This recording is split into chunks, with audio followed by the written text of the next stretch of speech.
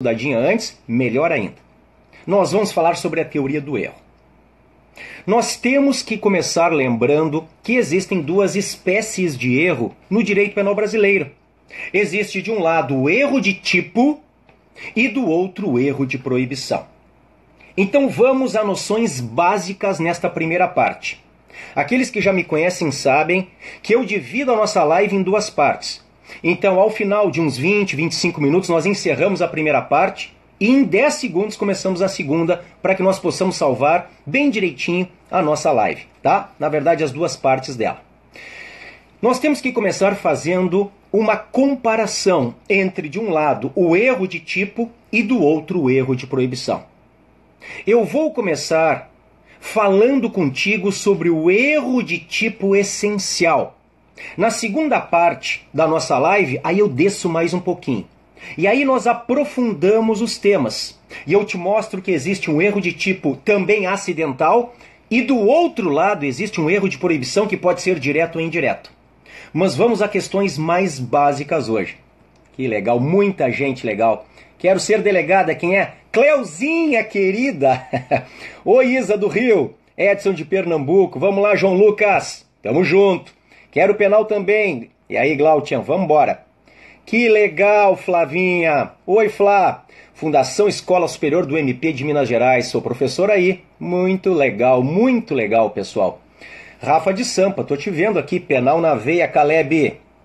Então vamos lá. Clara, penal segunda fase comigo, hein, Clara? Não te esquece. E eu quero começar lembrando vocês o que é um erro de tipo e o que é um erro de proibição.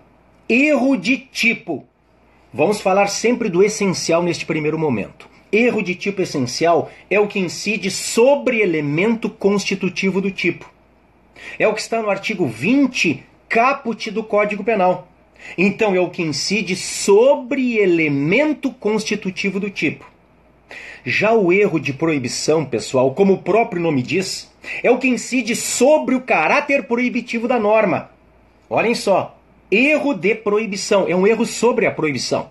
É um que incide sobre o caráter proibitivo da norma. Eu sei o que eu estou fazendo, mas na minha cabeça não é crime. Então vamos lá. Vamos pegar o exemplo da velhinha da rodoviária. Olha, pessoal, que já caiu o exemplo da velhinha da rodoviária. Esse exemplo da velhinha da rodoviária, ele só perde para o caçador. Vamos falar dos dois exemplos. O exemplo da velhinha da rodoviária. Então tem uma senhora, muito religiosa, lendo a Bíblia, sentadinha na rodoviária esperando o ônibus dela. E aí chega o bacana, chega o rapaz, ele tem uma mala na mão. E ele senta do lado da velhinha e faz uma choradeira, deixa a velhinha tonta. E fala, minha senhora, vozinha, por favor, ó, pra onde que a senhora tá indo? Eu tô indo pra tal lugar, meu filho. Pois é, veja aqui tem uma caixa com remédios pra minha mãezinha. A minha mãezinha vai morrer, ela está mal. Por favor, leva o remédio pra minha mãezinha. Aí aquela senhora, muito bondosa, muito religiosa, ela fica com pena do rapaz e pega a mala dele. Pega a maleta dele, sobe no ônibus e vai para o destino dela. Durante a viagem, há uma blitz. A polícia entra no ônibus, revista os passageiros e flagra aquela senhora com uma mala transportando 1 quilo de cocaína. Isto é um caso clássico de erro de tipo. Miranda, querida. Hein? O penal é lindo, mas complicado, Luana. Mas vem descomplicar comigo. Todas as terças a gente está descomplicando. É bom o livro, né, Tiago? Muita gente está passando com ele. Fico feliz que você tenha adquirido o nosso livro aí, tá? Muito bom, pessoal. Este é um caso clássico de erro de tipo, pessoal. Por quê? Porque no erro de tipo essencial, a realidade do nosso agente ela está distorcida. Esse é o macete que eu sempre passo para os meus alunos que funciona demais nas provas. No erro de tipo essencial, a realidade do agente está equivocada, está distorcida. Se aquela senhora, se aquela vozinha, a velhinha da rodoviária, se ela soubesse que na mala havia droga, ela não teria levado. A realidade dela está distorcida. Nós temos um erro que incide sobre um elemento do tipo, qual seja, Droga. Porque o crime de tráfico é transportar droga. Eu tenho que saber que eu estou transportando droga. Eu tenho que ter noção, o meu elemento subjetivo tem que estar voltado ao objeto material do crime, droga. Olhem a diferença. Vamos imaginar agora que nós estamos, vamos lá, na época da Copa do Mundo, mas aqui no Brasil. Já que a gente está em Copa do Mundo, né? Vamos voltar à Copa do Mundo de 2014 aqui no Brasil. Vamos lembrar que naquela época, né, várias cidades receberam dezenas, talvez centenas de turistas. Então vamos lembrar do seguinte caso. Tem um rapaz que chegou de Amsterdã, ele é holandês, ele está fardado, com a camiseta laranja, torcendo para a seleção dele. Aí ele está lá caminhando pelo Rio de Janeiro, quem é que é do Rio aí? Olha lá, moro no Rio. Graça Nunes, então essa é pra ti. Tem o rapaz caminhando aí pelo calçadão de Ipanema ou de Copacabana. Aí ele senta num café na beira da praia. E ele não tem nada pra fazer, tá olhando aquela vista maravilhosa que vocês têm aí. Aí ele puxa um fininho do bolso. E começa a fumar o beckzinho dele. Começa a fumar a maconha dele. Até que chega um PM e diz: ô cidadão, o que é isso? Me acompanhe. Nós vamos para a delegacia de polícia para lavrar o TC. O TC é o TCO, é o termo circunstanciado de ocorrência. Por quê? Porque você, diz o PM para ele, está praticando o 28.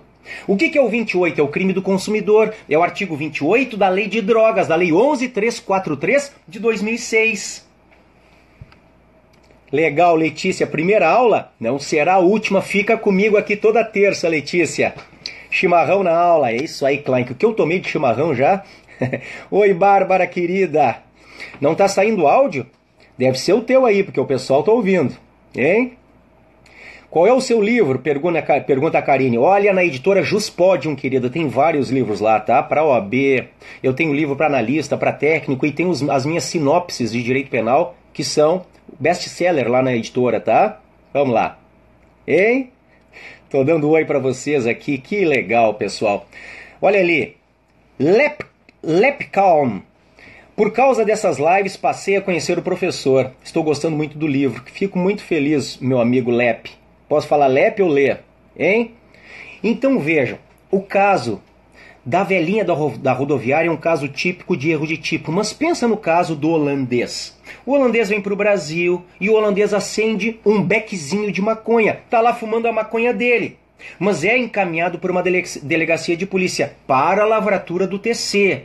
Lembrem que o usuário de drogas que for classificado no 28, que é o crime do usuário, ele não pode ser preso em flagrante.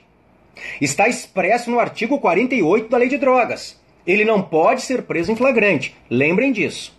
Bom, ele chega para o delegado e o delegado diz: o senhor sabia que o senhor estava com maconha? Sabia, delegado. Eu sei que é maconha. Eu sei os efeitos. Mas eu nunca imaginei que no Brasil isto fosse crime. Ô delegado, no Brasil, um país liberal como o Brasil, o país do carnaval, do futebol e do fio dental, eu nunca imaginei que isto fosse crime, delegado, diz ele para a autoridade policial. Olhem a diferença. Então o macete inicial para vocês é: no erro de tipo, a realidade do agente está equivocada, ela está distorcida.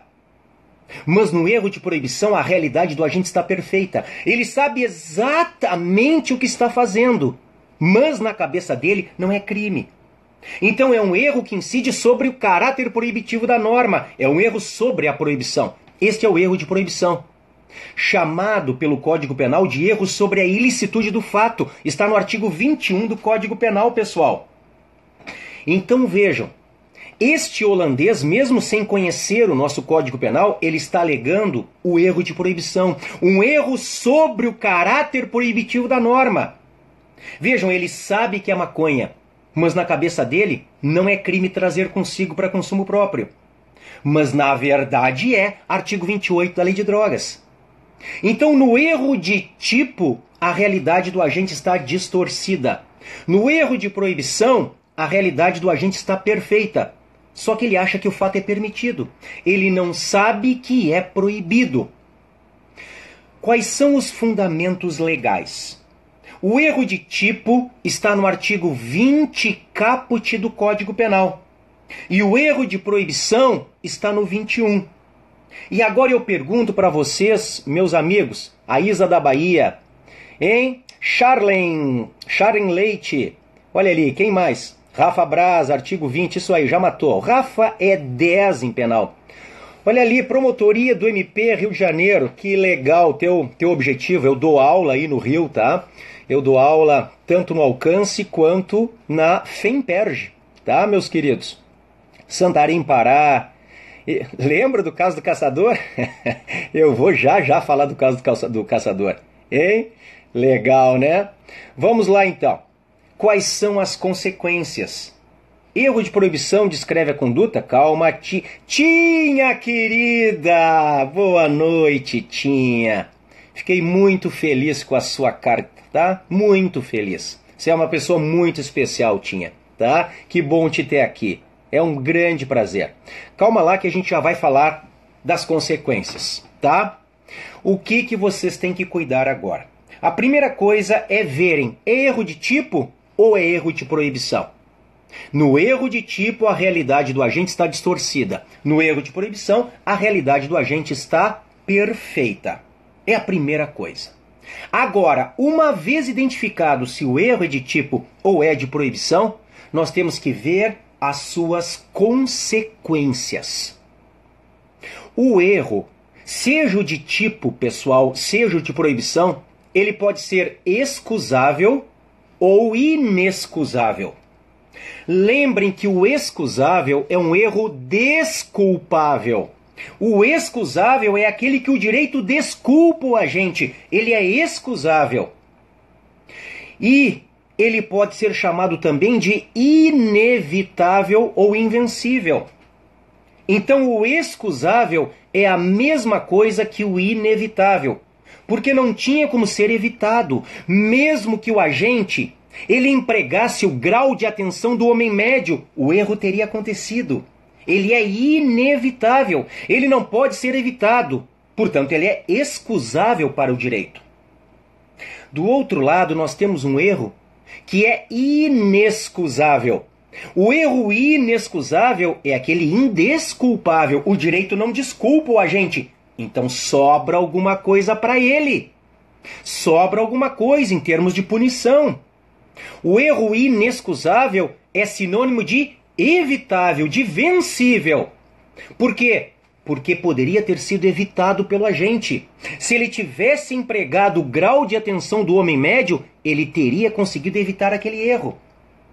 Então veja, de um lado nós temos o erro que é excusável ou inevitável. É a mesma coisa. Excusável, chamado também de inevitável.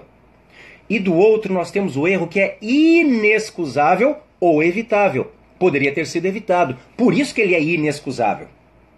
Tanto o erro de tipo quanto o erro de proibição podem ser excusáveis / inevitáveis ou inexcusáveis / evitáveis. Tanto um quanto o outro. Nós temos que saber agora quais são as consequências. E as consequências estão, respectivamente, no 20 caput, se o erro é de tipo, e no 21, se o erro é de proibição. Se o erro é de tipo e é excusável ou inevitável, nós temos exclusão do dolo e da culpa. O fato é atípico. Agora, se o erro é de tipo e é inexcusável ou evitável, nós temos apenas a exclusão do dolo e a possibilidade de punir o agente a título de culpa, se houver previsão de forma culposa em lei. Do outro lado, se o erro é de proibição e é excusável / inevitável, o que nós temos é a exclusão da culpabilidade. A lei fala, o agente será isento de pena. Agora, se o erro é de proibição e é inexcusável ou evitável, o que nós temos é somente a diminuição da pena.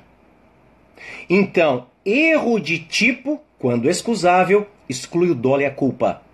Erro de proibição, quando excusável, exclui a culpabilidade.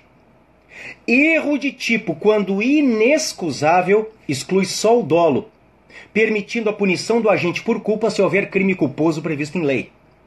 Erro de proibição quando inexcusável somente diminui a pena, não exclui nada. O fato é típico, ilícito e culpável, mas o agente terá a pena diminuída.